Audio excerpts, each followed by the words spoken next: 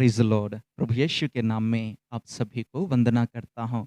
प्रभु ने मुझे एक और खूबसूरत समय आपके सामने आने के लिए दिया है। इसे लेकर मैं प्रभु को कोटि-कोटि धन्यवाद करता हूँ। आइए, बाइबल में छिपे हुए बातों के बारे में ध्यान करेंगे।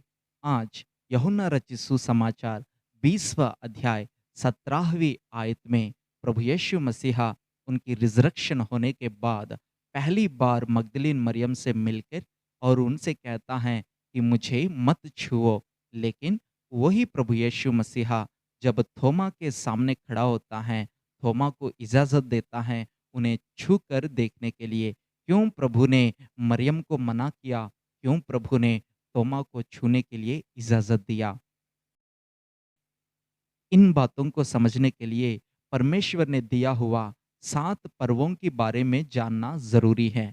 इन 7 पर्वों को व्यवस्था विवरण 23वीं अध्याय में हमें देखने को मिलता है और उनमें से पहले 3 पर्व ऐसे पर्व हैं, इन्हें 1 हफ्ता के अंदर ही मनाना होगा।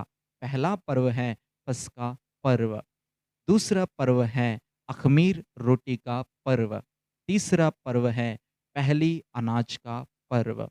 पहली पर्व को जिस दिन मनाने की शुरुआत होती है, उस दिन से लेकर सब्त के दिन तक मतलब 7 दिन तक अख़मीर रोटी का पर्व भी होगा और अख़मीर रोटी का पर्व खत्म होने से 1 दिन पहले मतलब शुक्रवार दोपहर के समय में 2:30 बजे से लेके 3 बजे के बीच में याजक सभी मिलके एक बलि प्रभु को चढ़ा के किद्रोन तराई में जाकर के जौ की खेतों में पके हुए खलियाहों को देखकर उन सभी को इकट्ठा करके फूला बनाकर फिर वापस आ जाते हैं।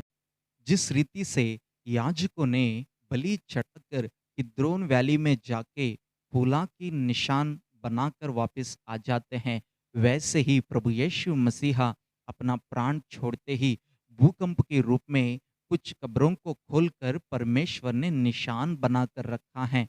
और जब याजकों ने इतवार के दिन सूर्य उगने से पहले खेतों में जाकर फूलाओं को काटना शुरू किया, सबसे पहली फूला काटते ही प्रभु यीशु मसीहा जीवित हो गया है और सारी फूलाओं को काटते समय चुने हुए कब्रों में से लोगों ने जीवित हुआ और पवित्र नगर में जाकर अपने आप को बहुत लोगों को दिखाई दिया और उन फूलाओं को खेत में से मंदिर में जाने तक जो समय है, इस समय के अंदर ही जो जो लोग जीवित हो गए हैं प्रभु यीशु मसीहा के साथ, वे सभी अपने अपने लोगों को दिखाई दिए थे और उसी समय पर ही प्रभु यीशु मसीह भी मरियम को दर्शन दिया।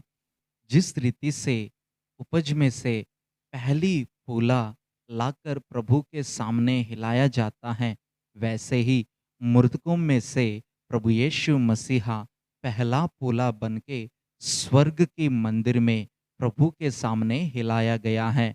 उसके बाद प्रभु फिर वापस धरती पर आके 40 दिन अपने लोगों से मिलते रहा।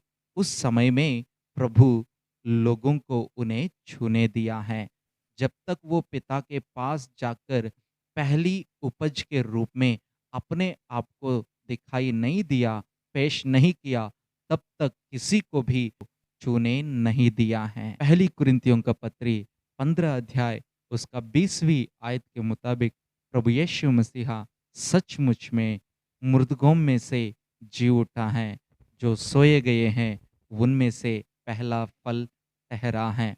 और वैसे ही पहली थिस्सलुनीका पत्री 4 अध्याय 16 आयत के मुताबिक जब प्रभु यीशु मसीहा की आगमन दोबारा होएगा, उस समय परमेश्वर का तुरही फूकी जाएगी और जितने भी लोग प्रभु में सोए गए हैं, वे सभी प्रभु के सामने जी उठेंगे।